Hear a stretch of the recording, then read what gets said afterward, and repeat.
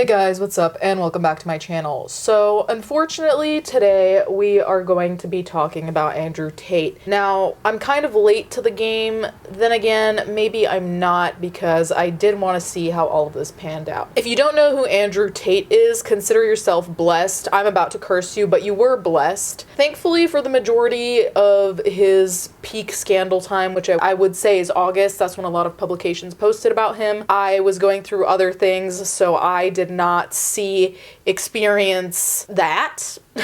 Don't know what to call it.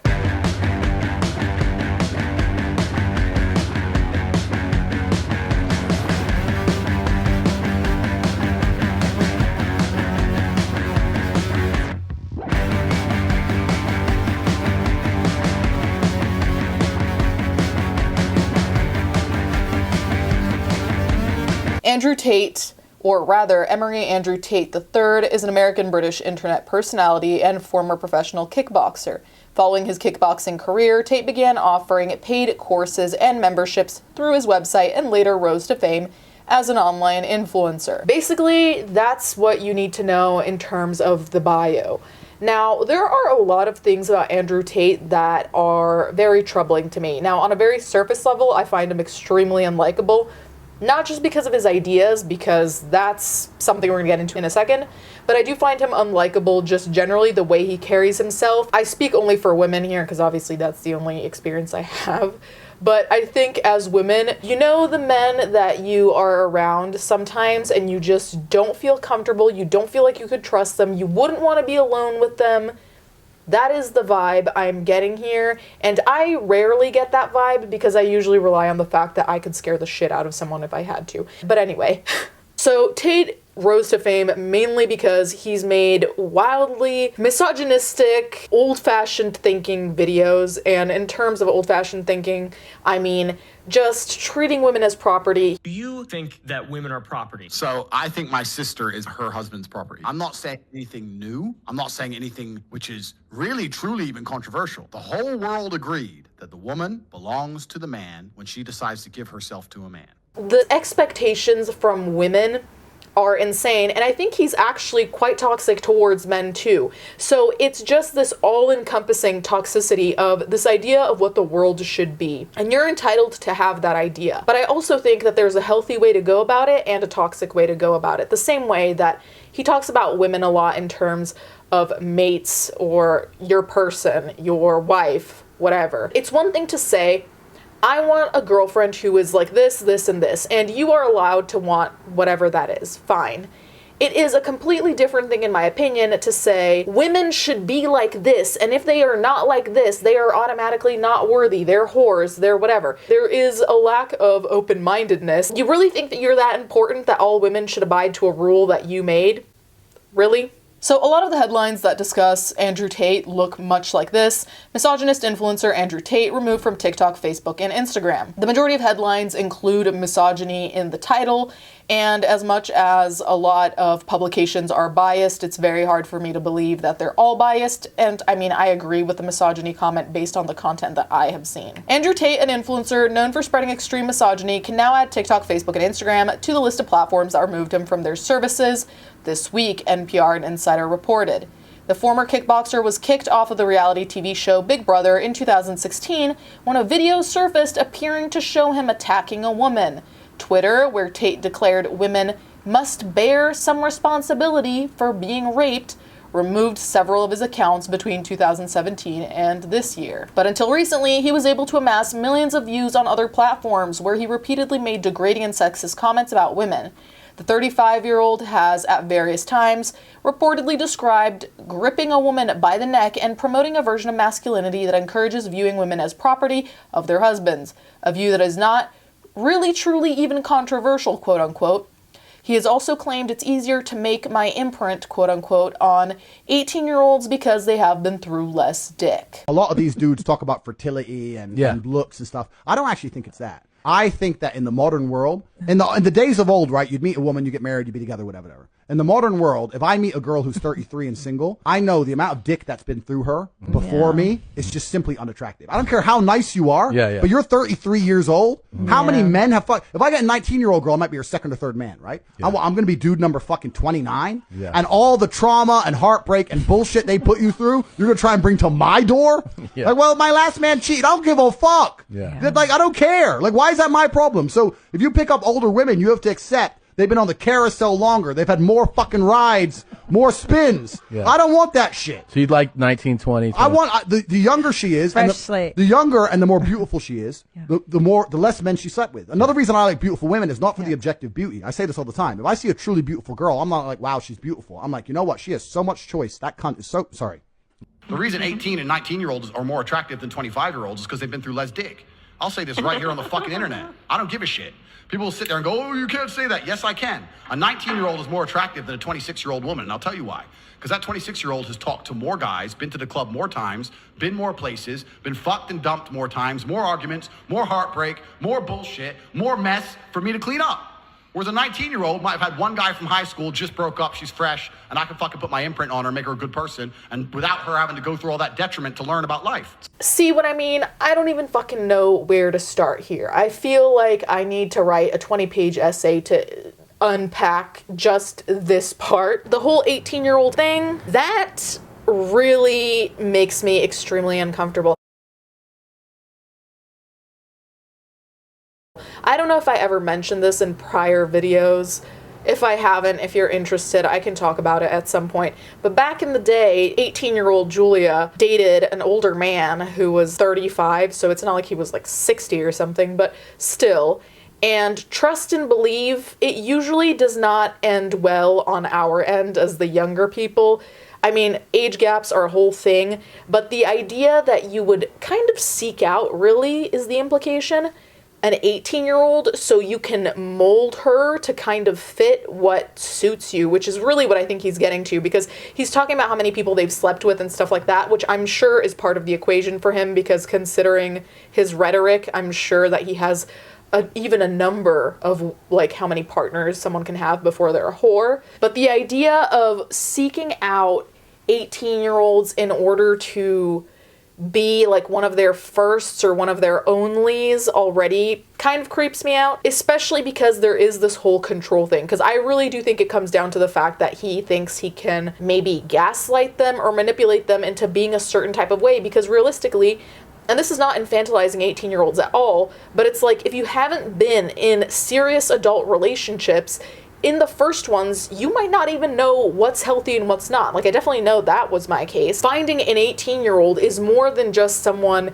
maybe impressionable or something like that. It's someone who has no frame of reference of what healthy is, which means you can get away with a lot of shit that you probably couldn't get away with someone who's, say, 25 or 30, who's been in a series of long-term relationships and knows what's what. Australian tabloid The Herald Sun reported that teachers believed Tate was to blame for the rise in sexist incidents they've seen amongst boys in their classes. A viral TikTok video made by an American woman who said she teaches 6th grade also recently warned of Tate's influence on teen boys. Here's that TikTok. So I'm a teacher and I teach 6th grade.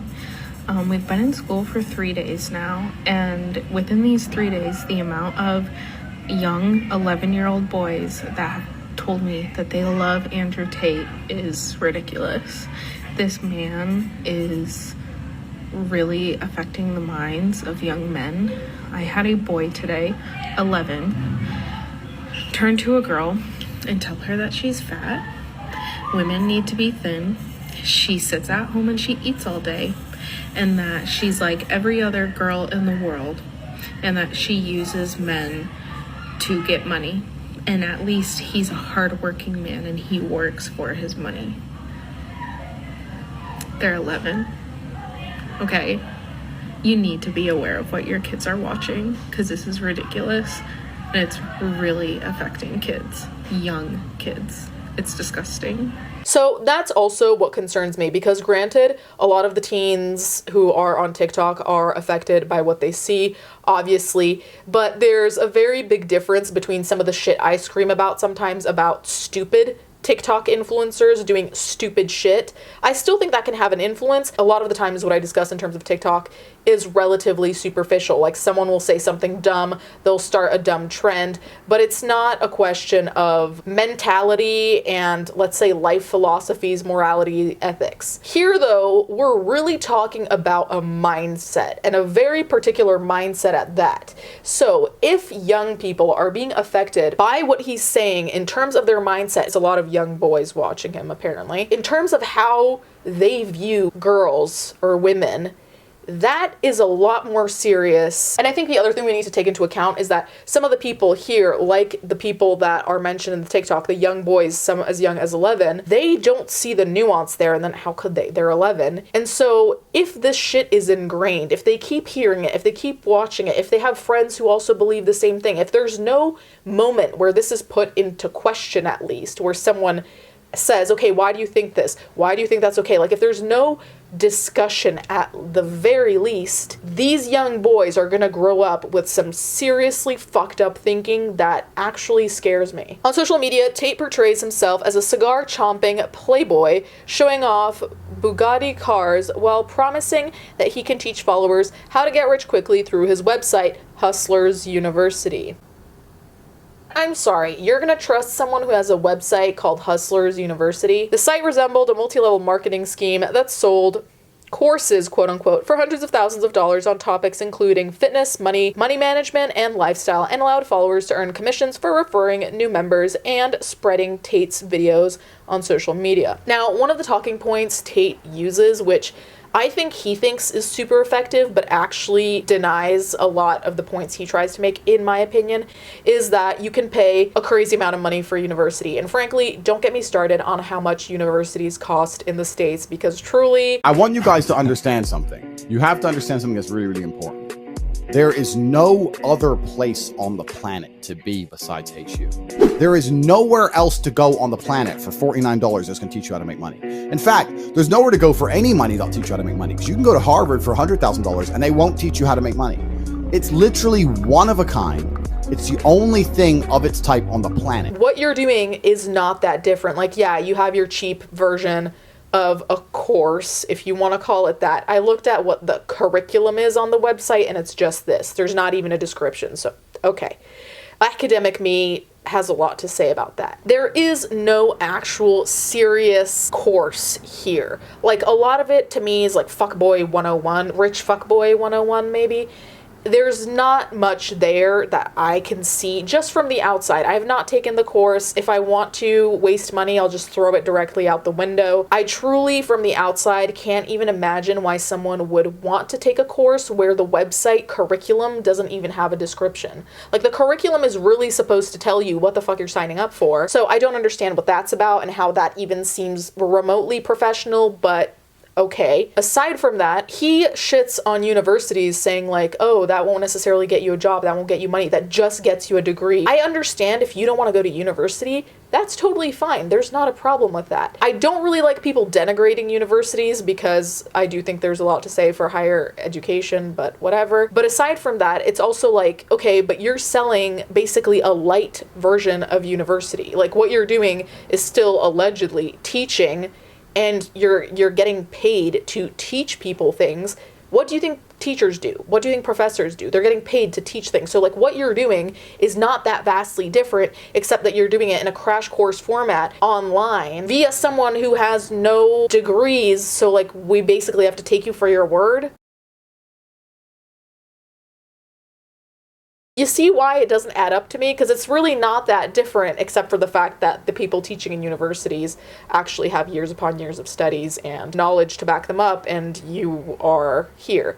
So again, I don't even know why anyone would trust courses. So there's a $147 entry fee, and then you pay $50 a month. You have no more excuses. I just took them all away. Buckle up. As much as this is supposed to help people get rich or whatever, I'm sure there is some advice in there which will be helpful, because it would go against all odds that not one single thing would be helpful, frankly. That being said, it's also like, okay, in the real world, unless you're trying to be an entrepreneur or something like that, you're gonna need degrees for a lot of jobs. You're going to need something more than a potential certificate from an online course via someone who has no real background in what they're teaching aside from being rich. Is being rich the credential here? Because surely you need to have some kind of smarts to get rich unless you're just really stupidly lucky.